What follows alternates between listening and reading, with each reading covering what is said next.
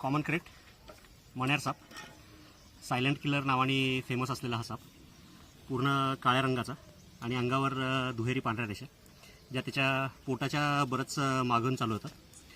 जगातले सगळ्यात छोटे विषदंत असलेला हा साप, पूर्ण काळ्या रंगाचा, पोटाकडचा भाग पूर्ण पांढरा, रात्रीच्या वेळेला माणसाच्या पांघरणात शिरणारा हा साप आहे. एकमेव साप जो माणसाला चिटकून झोपतो स्वतःच्या शरीराची गरमी वाढवण्यासाठी. कॉमन करेट, मराठीमध्ये मण्यार, हिंदीमध्ये करेट, जगातले सगळ्यात छोटे विषदंत असलेला साप.